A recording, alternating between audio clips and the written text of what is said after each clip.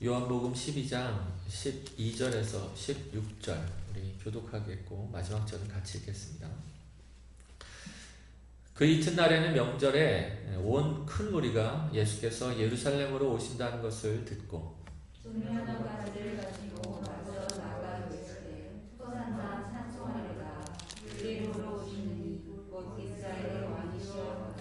예수는 한 어린 나귀를 보고 타시니 이는 기록된 바 시험 따라 두려워하지 말라. 보라 너의 왕이 나귀 새끼를 타고 오신다 함과 같이요. 제자들은 처음에 이 일을 깨닫지 못하였다가 예수께서 영광을 얻으신 후에야 이것이 예수께 대하여 기록된 것임과 사람들이 예수께 이같이 한 것임이 생각났더라. 아멘. 처음에 이야기한 것처럼 오늘 교회들은 종려주일로 예배를 지킵니다. 이 종려주일이라고 얘기할 때 바로 오늘 본문의 내용을 기념하면서 드리는 주일이죠. 예수님께서 예루살렘에 입성하시는 그날이 바로 그 부활절 전주가 되는 겁니다. 그러니까 12절에서 말하는 그 이튿날이라고 얘기하는 이 날이 바로 이 종려 주일이 되는 날입니다. 이스라엘 백성들 가운데 그 예수님의 입성, 예루살렘의 입성은 상당히 그 흥분되는 날이었어요. 오랫동안 기다려왔던 자기 민족의 해방이 이제 시작되는 날이죠. 이제 그날이 예수님의 예루살렘 입성으로 말미암아 이제 시작되는 것을 기대했어요. 그래서 예수님이 드디어 칼을 빼셨다. 이제 예수님이 변방 갈릴리에서 계속 계셨다가 이제 칼을 빼셔서 이스라엘 우리 민족을 구원하실 그날이 드디어 도래했다. 이렇게 기대했던 겁니다. 이날을 우리가 기억하면서 드린다라는 것은 굉장히 그리스도인들 가운데 여러 가지 감정을 들게 하는 것 같아요. 마냥 기뻐할 수도 없고 마냥 또 즐거워하지 않을 수도 없는 이 양가 감정이 그리스도인들 가운데 있는 것 같습니다. 우리가 그 당시에 이스라엘 백성들처럼 아무 생각 없이 기뻐할 수 없는 거지 않습니까? 그러면서 예수님께서 마지막 사명을 감당하시는 것이 우리 가운데는 큰 기대와 기쁨이 되기 때문에 상당히 정확한 지점을 찾기가 어려운 그런 날이라고 생각합니다. 오늘 본문을 통해서 정말 지금의 그리스도인들이 어떻게 이 날을 기념해야 할지를 좀 보고 묵상하는 귀한 시간들이 되길 바랍니다. 예수님이 예루살렘에 입성하시는 그날에 예수님의 그 모습은 상당히 지금 얘기한 것처럼 두 가지 모습들을 다 담고 있어요. 수많은 사람들이 종려나무 가지를 흔들면서 예수님의 입성을 환영합니다. 자기의 겉옷을 벗어서 예수님이 지나가시는 길에 깔았어요. 여러분이 이 장면을 볼 때 구약의 어떤 장면들을 떠올리는지 모르겠습니다. 구약에 보면 그 다윗이 전투를 벌이고 그 승리한 이후에 자기의 성으로 돌아올 때 이스라엘 백성들이 했던 장면이거든요. 그러니까 종려나무 가지를 흔든다는 건 승리를 얘기하는 겁니다. 승리의 축하를 얘기해요. 자기의 백성을 하나님께서 돌아보셔서 모든 전투에서 이기시고 이제 승리를 만끽할 때 보여주는 모습들이 바로 이 종려나무 가지를 흔든 것이었습니다.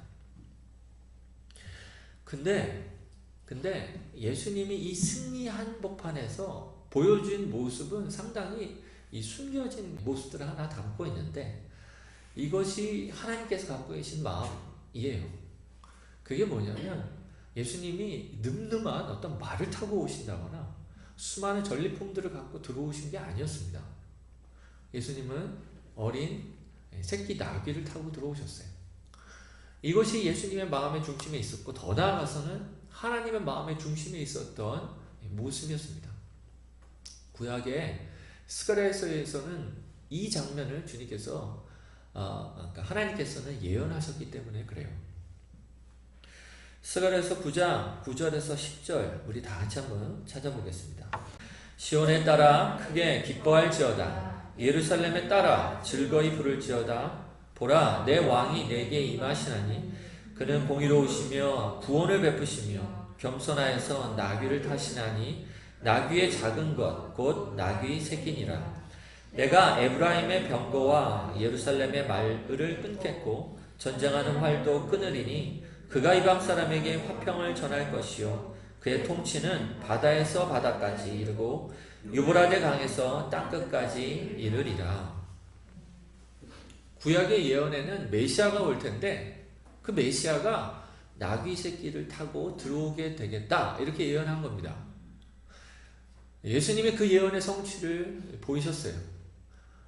그 당시 예루살렘 백성들이 이 예언의 말씀을 알았습니다. 근데 그 안에 담겨진 그 하나님의 복선을 알지 못했어요. 여하튼 사람들은 환호한 거죠. 오늘 본문의 13절처럼 종려나무 가지를 가지고 맞으러 나가 외치되 호산나 찬송하리로다 주의 이름으로 오시는 이 곧 이스라엘의 왕이시오 이렇게 얘기한 겁니다. 이 이스라엘의 왕으로서 오시는 예수님을 환영한 것까지는 맞지만 또 한편으로는 그가 나귀 새끼를 타고 오신 분이라는 것은 또 보지 못한 겁니다. 다른 것들을 받았던 사람들이었어요. 그들의 바람은 주님의 원래 의도와는 달랐던 겁니다. 예수님은 절대로 그들이 바라는 나라를 가져다 줄 왕은 아니었어요. 우리가 알다시피 그게 아니란 걸 깨닫고 그들이 어떻게 했습니까? 돌변한 거죠. 예수님이 연약하게 그 당시에 정권을 잡고 있던 정부에 의해서 포로로 잡혀가자 무언가 하늘에서 불이 내려와서 그들을 멸할 줄 알았던 지금까지 보여줬던 하나님의 기적과 기사와는 다르게 무기력하게 잡혀가는 것을 보자마자 아니라는 걸 깨달아요. 자기가 찾았던 왕이 아니라는 걸 깨닫고 돌변해서 호산나라고 외쳤던 그들이 이제 십자가에 못 박으소서 그 동일한 입으로 예수님을 못 박게 하는 장면을 우리가 볼 수 있지 않습니까? 우리가 예수님의 십자가 사건 이것을 바로 이해하지 않으면 동일한 모습들을 가질 수 있습니다. 우리가 이런 질문들을 종종 하지 않습니까? 예수님이 오셨는데 왜 세상이 바뀌지 않는 거야? 예수님을 내가 믿는데 왜 내가 믿어도 달라지는 게 없지? 내가 예수님을 구주로 믿는다는 게 과연 무슨 의미가 있는 거야? 지금의 교회의 모습 이것을 볼 때 예수님이 정말 왕으로 다스리시는 게 맞아? 이 질문들을 우리가 하고 있는 모습들을 볼 때 과히 이스라엘 백성들과 다르지 않은 것을 보게 되는 겁니다. 사람들은 누구나 자기의 구원자를 찾는 것 같아요. 자기의 구원자를 꿈꿉니다. 얼마 전에도 제가 얼핏 읽었던 옛날에 읽었던 그 소설의 제목을 본 적이 있어요. 그게 뭐냐면 키다리 아저씨예요. 여러분 키다리 아저씨 이걸 보면은 한편으로는 누군가 보이지 않는 곳에서 나를 계속적으로 후원해주는 누군가 있기를 바라는 마음 생각할 수 있지 않겠습니까? 지금으로 말하면 키다리 아저씨가 어떤 겁니까? 저는 언뜻 떠오르는 게 그 이퀄라이저라는 영화에서 혹시 본 적이 있는지 조금 잔인해요. 많이 잔인합니다. 이퀄라이저에서 덴젤 워싱턴 같은 존재 누군가 강력한 힘을 가지고 자기를 도와줄 사람을 이렇게 찾는 이런 거를 사람들은 다 꿈꾼다는 생각이 들 때가 있어요. 근데 과연 그런 사람들이 있는가? 우리가 예수님을 생각할 때 그런 분인가? 이렇게 생각하면 좀 다른 것 같다 이렇게 생각할 수 있어요. 성경에서 보면요 이런 질문을 했던 사람이 있었습니다. 비슷한 질문을 했던 사람인데 그게 누구냐면 이 세례요한이에요. 세례요한이 예수님의 길을 이렇게 평탄케 하는 작업을 했음에도 불구하고 옥에 갇히지 않습니까? 옥에 갇혔을 때 혼란이 오기 시작한 것 같아요. 그래서 제자들을 예수님께 보내서 어떤 질문을 하게 돼요. 뭐라고 질문하냐면 오실 그이가 당신이 오니까 우리가 다른 일을 기다리오리까? 이렇게 얘기해요. 내가 지금까지 메시아를 기다렸는데 당신 맞습니까? 이렇게 질문한 거예요. 세례요한은 지금까지 기다렸던 주님과 주님께서 바깥에서 지금 옥에 갇혀서 바깥 상황을 잘 알지 못하는 이 답답한 가운데서 바깥에서 일어나는 일들이 과연 하나님께서 내가 기다렸던 하나님 보내신 그런 메시아가 맞는지에 대한 질문을 갖게 된 거예요. 우리가 갖게 되는 여러 가지 절망스러운 상황들 가운데서 우리도 똑같은 질문을 할 때가 있다라는 겁니다. 내가 믿는 예수님이 정말 내가 바랬던 구원자인가? 이 질문을 하게 된다는 거죠. 여러분이 그 질문들을 하게 된다면 이 십자가를 잘 이해하지 못하는 거다 이렇게 얘기해도 과언이 아닙니다. 주님께서 가시려는 행복, 가시려는 길을 잘 알지 못하는 것이다 이렇게 얘기해도 과언이 아닙니다. 우리는 예수님의 본 모습으로 돌아가야 돼요. 예수님이 이 예루살렘 입성을 하시면서 가시려고 했던 그 길을 우리가 제대로 알지 못하면 우리는 이스라엘 백성들처럼 예수님을 환영하다가도 우리의 상황이 여의치 않으면 돌변할 수 있는 그러한 똑같은 성정을 갖고 있는 사람들입니다. 예수님은 자기의 마음을 얘기하셨어요. 자기의 갈 길을 여러 번이나 얘기하셨습니다. 이 마가복음을 보시면 마가복음을 한번 찾아보면 마가복음에서 예수님은 여러 번이나 자기가 어떠한 길을 갈지에 대해서 얘기하십니다. 우리 8장 31절을 보면 예수님이 제자들에게 자기의 갈 길에 대해서 얘기하시는 겁니다. 31절 인자가 많은 고난을 받고 장로들과 대제사장들과 서기관들에게 버림받아 죽임을 당하고 사흘 만에 살아나야 할 것을 비로소 그들에게 가르치시니라. 살아나야 한다라는 것은 must를 얘기해요. 반드시 이렇게 돼야만 한다 라고 얘기하고 계시는 겁니다. 이것을 주님은 제자들에게 가르치셨어요. 근데 제자들이 32절에 보면 항변합니다. 그런 일은 일어나면 안 됩니다. 이렇게 막 막아서죠. 그래서 예수님이 이 사탄아 이렇게 얘기할 정도로 이게 부딪힘이 있었어요. 제자들의 이해와 부딪힘이 있었어요. 마가복음 9장 31절도 다시 한번 주님이 얘기하십니다. 이는 제자들을 가르치시며 또 인자가 사람의 손에 넘겨져 죽임을 당하고 죽은 지 사흘 만에 살아나리라 것을 말씀하셨기 때문이더라. 자꾸 이런 말씀을 하시니까 제자들이 점점 무서워지기 시작했죠. 32절에 이 말씀을 깨닫지 못하고 묻기도 두려워하더라. 뭔가 하여튼 자꾸 얘기하시니까 이해는 안 가는데 여하튼 자기들이 그렸던 그림하고는 다른 거예요. 그러니까 점점 이런 건 아닌데? 라고 이제 한 걸음 뒤로 이렇게 물러서기 시작하는 거예요.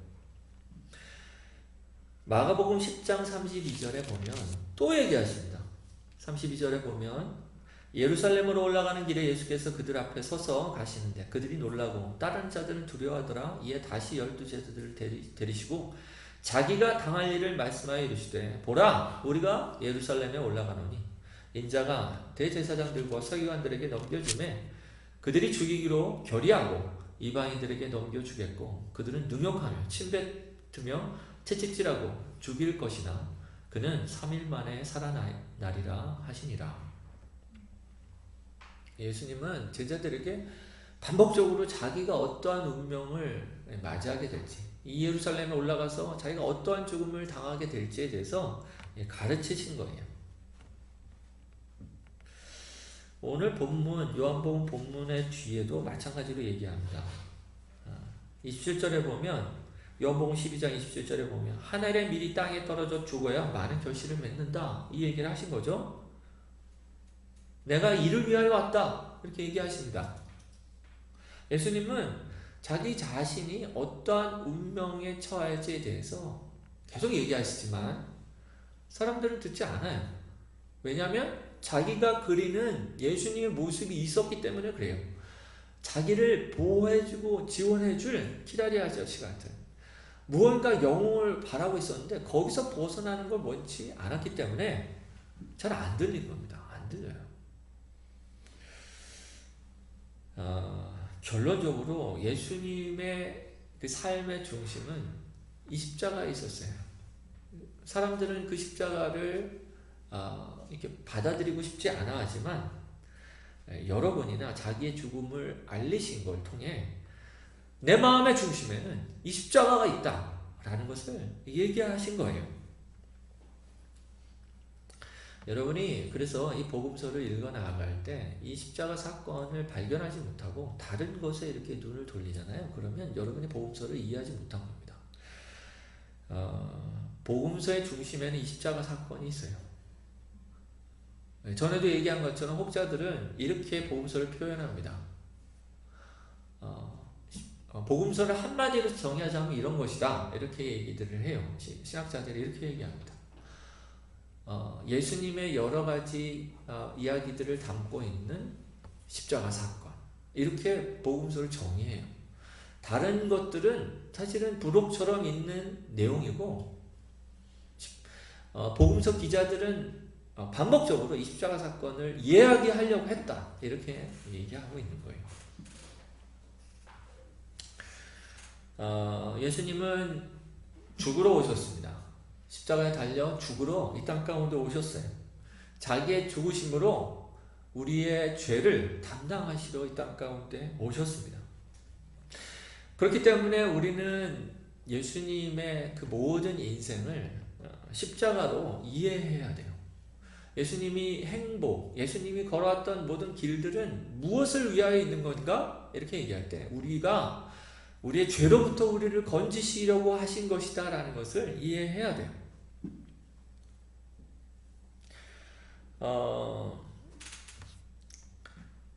우리가 예수님이 이 십자가 사건에서 오늘 대하고 있는 이 본문이 있지 않습니까? 오늘 대하고 있는 본문에서 나귀 새끼를 보지 못하면 그냥 종려나무 가지만 흔드는 수많은 사람들의 환호만 본다면 우리는 예수님의 그 마음을 잘 이해하지 못한 겁니다. 예수님의 마음은 굉장히 비장했어요. 비장한 겁니다. 그리고 제자들은 그 사이에서 굉장히 이렇게 혼란스러운 심정이었죠. 한편으로는 기쁘지만 한편으로는 예수님의 말이 기억나기도 하면서 어떻게 될지에 대해서 조금 혼란스러웠을지 모르겠어요. 우리는 예수님의 모습 안에서 만약에 환호하는 소리들만 듣는다고 하면 진짜로는 예수님의 마음 안에 흐르고 있는 이 십자가를 향하고 있는 자기의 그 마음을 우리는 이해하지 못하는 것이고 결국은 예수님을 이해하지 못하는 겁니다. 예수님은 자기의 죽음을 통해 세상을 구원하시고 자기의 죽음을 통해 사랑하는 우리를 건지시고자 하신 겁니다. 우리는 우리의 문제를 가지고 하나님 앞에 나아갑니다. 세상 사람들도 마찬가지죠. 세상 사람들도 자기의 문제를 가지고 답을 찾으러 헤매고 있어요. 옛날에 세상 사람들은 자기의 문제를 누구한테 물어봤냐면 이제 소크라테스나 아니면 봉자 같은 사람들한테 물어봤죠. 이른바 철학자들한테 물어봤습니다. 인생을 심오하게 이해하는 사람들한테 자기 인생의 문제를 질문했던 거예요. 근데 요즘에는 누구한테 묻습니까? 네? 네? 누구한테 물어봐요? CEO한테 물어봤습니다. CEO한테. 세상에서 이른바 성공한 사람들한테 물어봐요. 여러분 책들을 보면 요즘에 인생의 문제를 누구한테 물어보냐면 CEO들한테 물어봐요. 성공한 사람들한테 물어봅니다. 자기의 구원을 어디서 찾는 거예요? 세상에서 성공해서 찾는 거죠. 저렇게 하는 것이 성공한 인생이고 저 사람의 성공한 인생, 어떻게 하면 저렇게 성공한 인생을 향해서 갔는지에 대해서 이 CEO들한테 물어보는 겁니다. 자기가 성공하지 못해서 지금 고통당하고 있다 이렇게 생각해요. 자기의 고통의 이유를 성공하지 못한 걸로 생각하는 겁니다. 그래서 아주 시원하고 강력한 이 성공이 성공의 방식, 이것이 구원의 방식이라고 착각하는 거죠. 하나님에게서도 마찬가지 그걸 찾습니다. 하나님에게서 구원의 길을 찾을 때 어떻게 찾냐면 성공의 방식을 찾아요. 거기에다가 십자가는 어떻게 보일까요? 예? 칙칙하죠. 아주 칙칙합니다. 힘을 추구하는 세상 가운데서 십자가는 너무 약해 보입니다. 나귀 새끼라니. 너무 약해 보여요. 예수님이 십자가에서 무기력하게 아무 말 없이 죽으신다는 것은 상당히 이렇게 받기 어려운 겁니다. 일찍이 니체는 그래서 예수님을 경멸했다고 그러죠. 경멸했다고 합니다. 기독교가 너무 유약하다 이렇게 얘기해요. 그래서 멸시했다고 합니다. 기독교인들도 마찬가지로 십자가를 바라보기 싫어하는 건 마찬가지 정서를 담고 있을 때가 있어요. 기독교의 중심을 그래서 바꾸죠. 그래서 부활로 바꿉니다. 기독교의 중심은 십자가가 아니야, 부활이야 이렇게 얘기하지만 예수님의 마음의 중심에 뭐가 있는지를 모르는 태도입니다. 뭐가 있는지 모르는 태도예요. 나중에 예수님 우리가 천국 가가지고 뭐라고 이름을 부르는지 아세요? 부활의 주님 이렇게 안 부릅니다. 천국에서 계시록에 보면요, 예수님을 뭐라고 부르냐면 죽임당하신 어린 양이요 이렇게 불러요. 우리는 주님을 부활의 주님으로 부르지 않고 죽으신 주님으로, 십자가에서 죽으신 주님으로 부를 거예요. 죽임당하신 어린 양으로 부를 겁니다. 예수님이 승리하신 건 부활 때 승리하신 게 아니에요. 십자가 때 승리하셨습니다. 십자가에서 이기셨어요. 그래서 우리가 승리를 경험하는 것도 부활에서 경험하지 않고 십자가에서 경험합니다. 고린도서 2장에 보면 통치자들과 권세들을 무력화하여 드러내어 구경거리를 삼으시고 십자가로 그들을 이기셨느니라 이렇게 얘기해요. 그러니까 우리가 모든 힘의 근원을 어디서 찾냐면 십자가에서 찾는 거예요. 십자가 안에 하나님의 영광이 담겨져 있습니다. 근데 문제는 뭐냐면 십자가 잘 안 보여요. 나귀 새끼처럼 사람들은 예수님의 입성만 딱 보이고 그 밑에 깔린 나귀 새끼가 안 보여요. 겸손과 온유, 그리고 정말 자기 희생으로 자기 죽음으로 이루신 하나님 나라가 안 보이고 힘과 권력으로 이루신 하나님 나라가 보이는 겁니다. 그걸 기대하니까 예수님을 만날 수가 없는 겁니다. 우리가 십자가를 사랑하는 것은, 우리가 십자가를 진정으로 볼 수 있는 것은 예수님이 우리를 구원하신 이 구원이 어느 영역에서 일어나는지를 보기 때문에 그래요. 저는 예수님의 십자가 사건을 진정으로 맞닥뜨리고 그 안에서 눈물 흘리던 이 여인들을 기억합니다. 이 여인들은 힘과 권력이 있었던 사람들이 아니에요. 이른바 그 세대의 주류 세력이 아니었습니다. 버려지고 힘이 없고 무기력한, 어떻게 보면 자기의 죄됨을 처절하게 느끼고 있었던 사람들이에요. 모든 문제의 근원이 어디 있냐면 내가 주님 앞에 죄를 지었기 때문에, 내가 주님 앞에 패역한 존재이기 때문이다라는 걸 알고 있었던 사람만이 예수님이 들어오셔서 십자가에서 달려 죽으실 때 눈물을 흘릴 수 있었어요. 아, 이제 나에게 살 길이 열렸구나, 나에게 이제 생명의 길이 열렸구나 라고 볼 수 있었어요. 자기의 삶의 회복을 세상이 말하는 성공이나 세상이 말하는 부유나 세상이 말하는 힘이라고 믿던 사람들은 시시한 일이에요. 십자가 안에. 근데 자기의 죄를 깨닫고 자기의 죄가 결코 자기의 힘으로 해결될 수 없다는 걸 알고 있는 사람에게는 십자가 사건이 구원의 소망이 됩니다. 하나님이 우리를 돌아보셨다라는 하나님의 이 복음의 메시지가 된 거예요. 바울은 그래서 다른 거 안에서 자기의 자랑을 삼지 않지 않습니까? 고린도전서 2장 2절에 보면 내가 너희 중에서 예수 그리스도와 그가 십자가에 못 박히신 것 외에는 아무것도 알지 아니하기로 작정하였습니다. 바울은 예수님이 십자가에서 죽으신 것 외에는 세상에서 정말 멋진 게 아무것도 없었어요. 자기의 마음을 격동시키는 게 아무것도 없었어요. 자기의 마음이 이렇게 기쁘고 신나는 일이 아무것도 없었습니다. 오직 십자가만이 자랑할 것이었고, 오직 십자가만이 자기를 오늘도 살아있게 하고, 자기를 오늘도 또 기쁘게 주님을 쫓아가게 하는 힘과 능력의 근원의 원천이었어요. 그래서 나는 그것만 자랑할 거야. 나는 그것만 기뻐해. 이렇게 얘기하는 거 아닙니까?